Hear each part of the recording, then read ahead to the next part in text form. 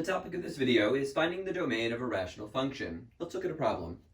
F of x equals the rational function whose numerator is 6x times x minus 1, and whose denominator is the trinomial 6x squared minus 41x minus 7 times the binomial x cubed minus 8. Okay, we remind ourselves that finding domain is a four-step process. Start with all real numbers, even radicands greater than or equal to 0, log arguments greater than 0, and denominators not equal to 0.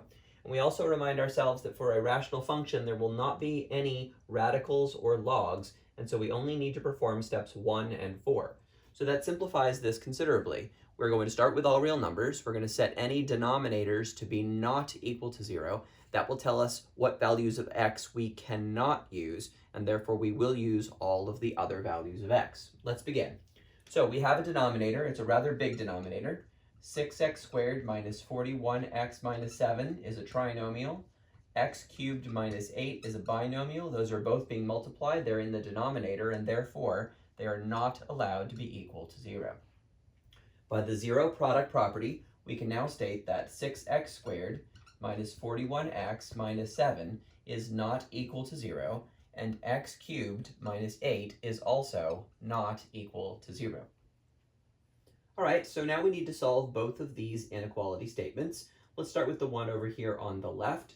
There are actually several ways that we can solve this. Factoring would be one way. You could use the quadratic formula if you wanted to. You could complete the square. There's a number of ways that you could solve this particular problem. So what I notice when I see this trinomial is that 6 times 7 is 42, which is really, really close to 41. In fact, it's only off by one value.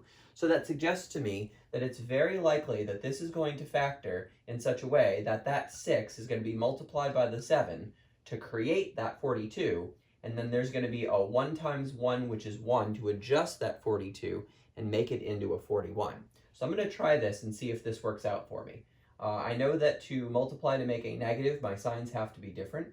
To make the negative 42, I want to make sure that this 7 is negative and then this 1 is positive. And so I'm thinking this might be my factors here. Let's test it out. 6x times 1x is 6x squared. That checks. This makes minus 42x plus 1x makes minus 41x. So that checks. And a positive 1 times a negative 7 makes a negative 7. And of course, I don't need the 1 in front of this x. I can just write it as x minus 7. So now I get that. Over here, I could use a factoring technique if I wanted to. I could also simply add x to both sides since my variable term, I don't have any unlike variable terms here. I just have x cubed as my only variable term. So if I want, I can simply move the 8 to the other side with addition and say that x cubed is not equal to 8. All right, here I'm going to use the zero product property again. 6x plus 1 is not equal to 0. X minus 7 is not equal to 0. Here I'll take the cube root of both sides. So the cube root of x cubed is not equal to the cube root of 8.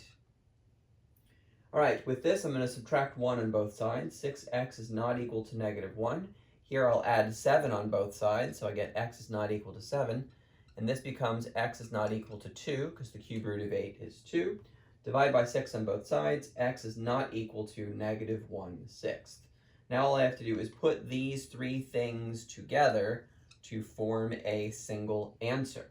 So as a set, I would say the set of all x such that x is real, however, x is not equal to negative 1/6, x is not equal to 7, x is not equal to 2. All right, and that is the end of this problem. Before I conclude this video, let me just make a small comment. You'll notice that we completely ignored the numerator in this problem. The reason why is because 0 in the numerator of a fraction is not a problem. It doesn't create an error in math. Only 0 in the denominator creates an error, and for that reason, we don't need to pay any attention to the numerator when we're trying to find values of x that we cannot use. This is our answer to this problem.